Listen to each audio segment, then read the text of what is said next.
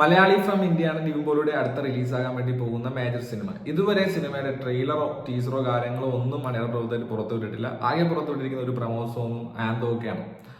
അപ്പം ഇത് കാണുമ്പോൾ നമുക്ക് മനസ്സിലാവുന്നത് നിവിൻ പോളി അവതരിപ്പിക്കുന്ന ഒരു കഥാപാത്രം ഇന്ത്യയിൽ നിന്ന് വിദേശത്തേക്ക് ചേക്കേറാൻ വേണ്ടി ശ്രമിക്കുന്ന ഒരാളാണ്. ഇവിടുത്തെ പ്രശ്നങ്ങളെയും പ്രാരാബ്ദങ്ങളൊക്കെ കാരണം ഇദ്ദേഹം വിദേശത്തേക്ക് പോകാൻ ശ്രമിക്കുന്നതിനിടയിൽ നേരിടേണ്ടി വരുന്ന പ്രശ്നങ്ങളൊക്കെ ആയിരിക്കാം ഈ ഒരു സിനിമ ചർച്ച ചെയ്യുന്നത്.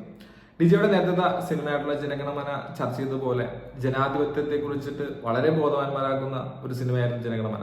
അതുപോലെ തന്നെ പ്രവാസ ജീവിതത്തെക്കുറിച്ചും അല്ലെങ്കിൽ മലയാളികളുടെ ഈ നാട്ടിൽ നിന്നുള്ള കൊഴിഞ്ഞുപോക്കിനെ കുറിച്ചും ഒക്കെ വളരെ സ്ട്രോങ് ആയിട്ട് സംസാരിക്കുന്ന ഒരു മെസ്സേജ് ഉള്ള സിനിമയായിരിക്കും മലയാളി ഫ്രം ഇന്ത്യ എന്നാണ് എനിക്ക് തോന്നുന്നത്. കാര്യം ഡിജോ ഒരു സിനിമ എടുക്കുമ്പോൾ അദ്ദേഹം മെയിൻലി ഒരു കൊമേഴ്ഷ്യൽ വാല്യൂവിനോടൊപ്പം തന്നെ ഒരു സോഷ്യൽ കണ്ടന്റും കൊടുക്കുന്ന കാര്യത്തിൽ സംശയമൊന്നുമില്ല. അപ്പൊ അത് ഡിസ്കസ് ചെയ്യുന്ന ഒരു സിനിമ തന്നെയായിരിക്കും ഒരു കോമിക് മൂവ്മെന്റിലൊക്കെ